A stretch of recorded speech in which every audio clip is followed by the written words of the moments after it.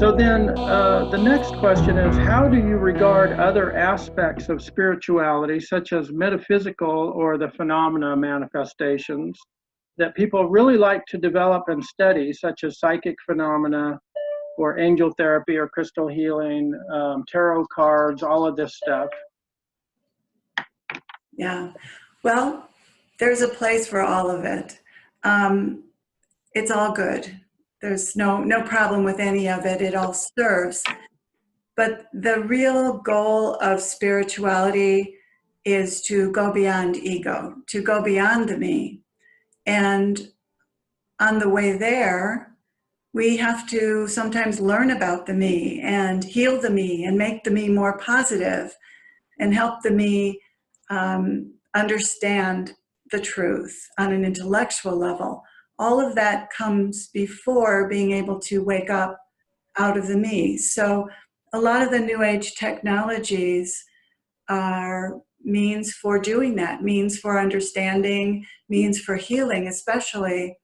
And a lot of the New Age people are here to bring through new healing technologies. And we're at a very elementary stage in the development of those technologies, but it really can't be any other way because they're bringing in entirely new things from wherever they came from.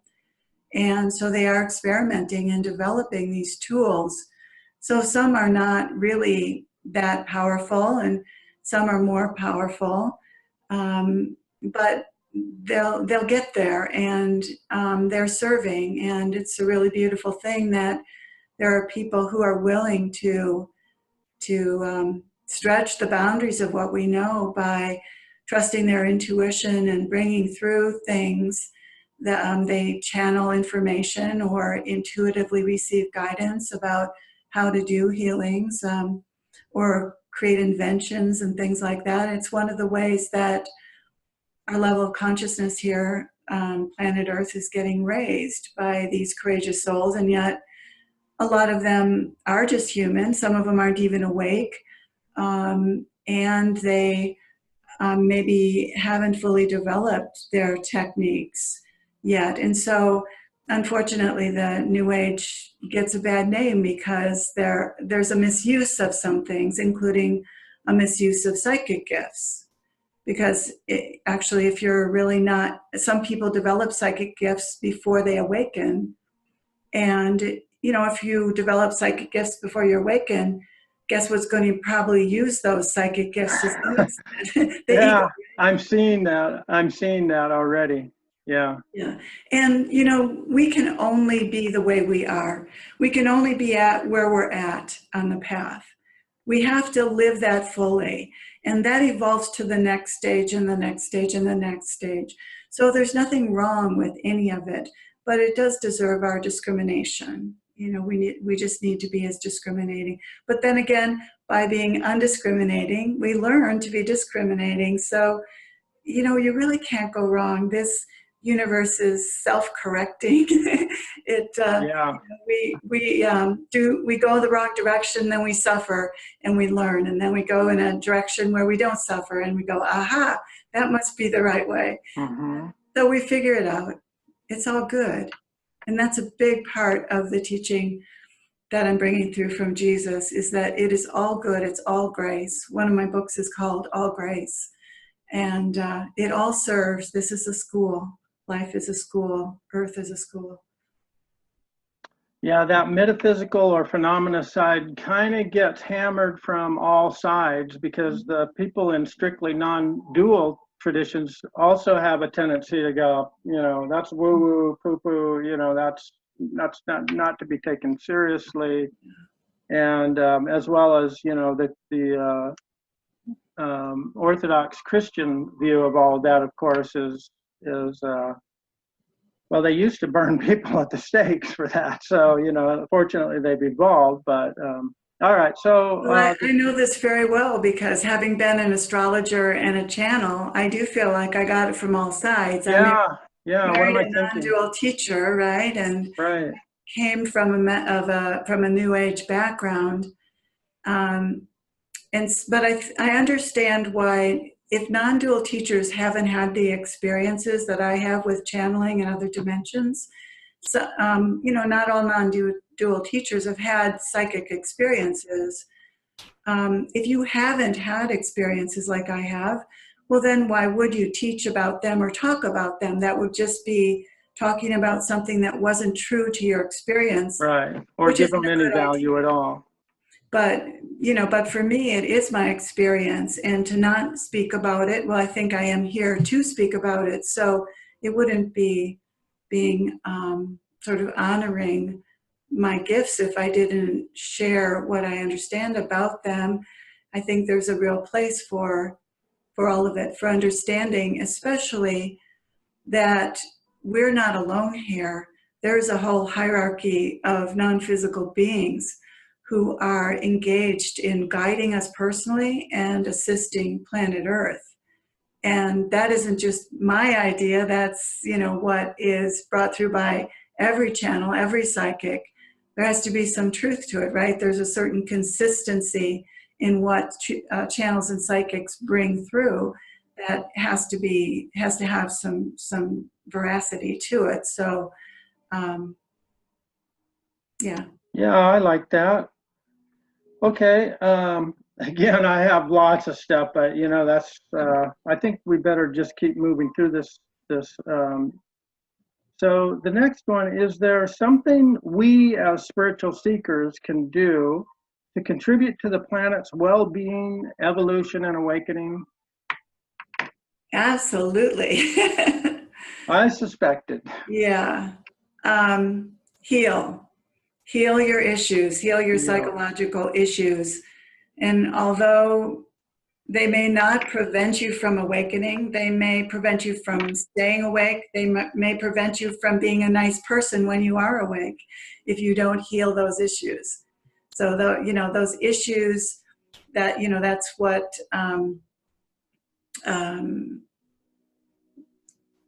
it's not necessarily part of spiritual growth to heal those issues. Like I said, people can wake up and not have healed them, but it's not a pretty sight.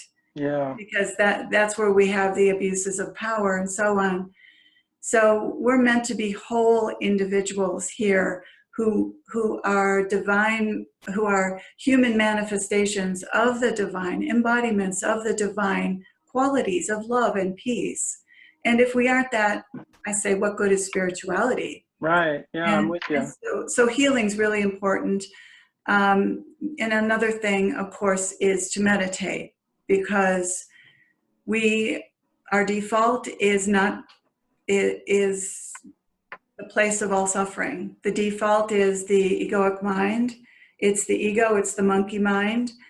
And our brain just goes there unless we train our brain, change our brain through meditation to be in our prefrontal cortex instead of our reptilian brain. And so it takes practices. It takes meditation and other spiritual practices to awaken, to stay awake. And those practices also facilitate healing to some extent too. The longer I have been a spiritual teacher, the more I see the need for meditation. And it certainly played a huge role in my life.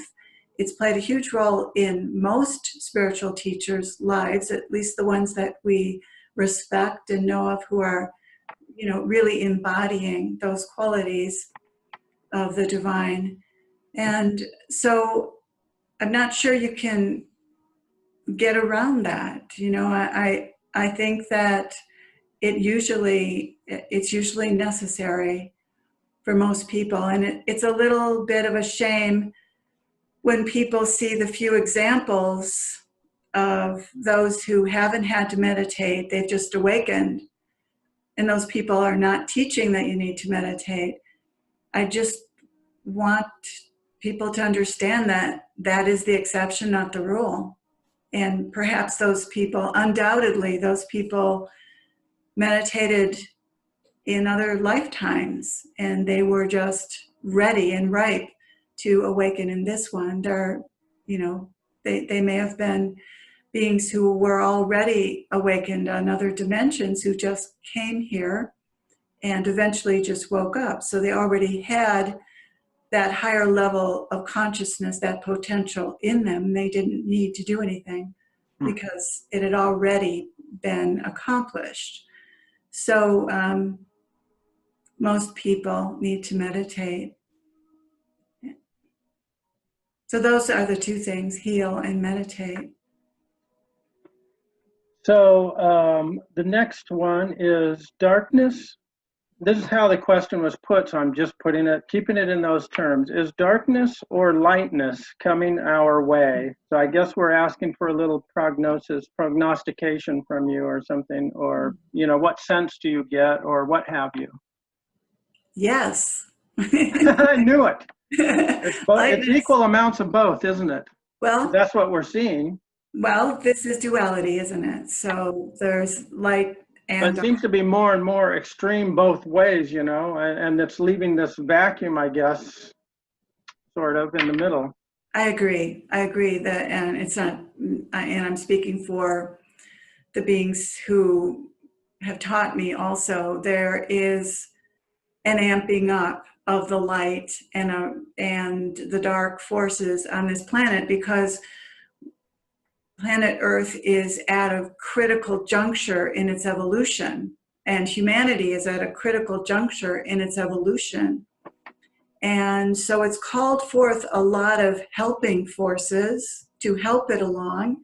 And along with that, certain negative forces, both non-physical and incarnated negative entities, who are wreaking havoc with our planet, who are trying to steer it towards service to self rather than service. So there is a bit of a battle going on, and the forces for good far outweigh in power the forces for the negative, which is simply service to self. So that's good news. So service to ego, would you say? Yes. Yeah, it is. It would be whether collective or the individual ego. Yes, it's people. It is beings. Let's say beings, entities, either who've incarnated or who are non-physical, who believe that life is about getting power. And the basis of their paradigm is fear. In a sense, they don't believe in love. And those who are on the path of service, like you and I, we believe in what Jesus is teaching, right? We believe in love, to go in the direction of love, that love is behind it all. Well, there are forces who are still playing around with believing that love is not behind it all, and that they will get what they want, but through power, through intimidation. But those individuals can only evolve so far before they switch to the path of service. They can get pretty darn evolved before they switch. So there are some fairly powerful individuals, psychically and so on, masterful, intelligent, who can do a lot of damage. But that is not to scare anyone, because what's really going on is the forces that are guiding our planet, Jesus and the Ascended Masters and others, are far more powerful. And they're just allowing the negative to do what it does, because this is a planet of duality, and it is meant to evolve through this duality. And unless these forces break certain rules, certain cosmic rules, the positive forces aren't allowed to interfere with them. Wow, isn't that interesting? Yeah, so there's so many questions all along the way. I can tell we'll have to do something like this again in the future, or I can summarize a little bit more about this answer real quickly in just a few sentences.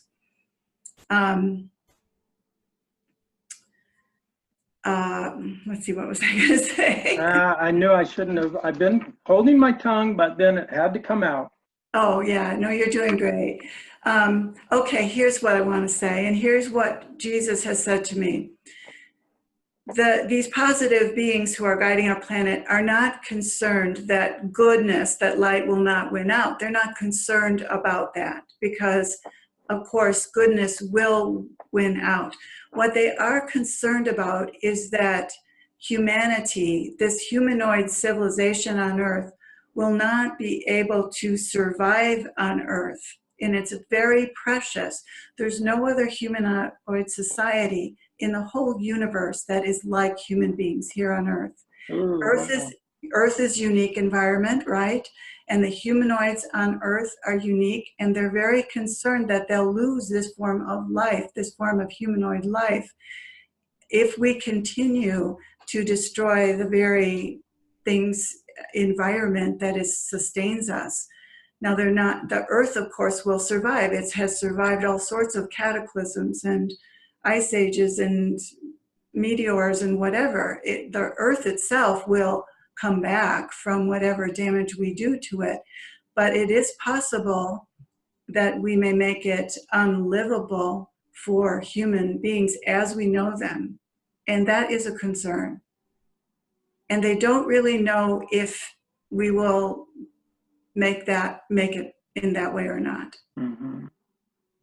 Wow, that's fascinating. Yeah, you could make science fiction stories and all kinds of things out of all of that. But one more thing, and the good news is that our souls, of course, even if we couldn't come to Earth as human beings any longer, our souls are eternal. So we would just reincarnate somewhere else. okay. So even, there is an understanding that all of this sentient life, all of our souls are eternal. So nothing can ever be permanently damaged. And yet there is such a preciousness in this physical planet and in the physical creation that we're seeing here, that there's a desire to preserve that. Wow. There's a lot there.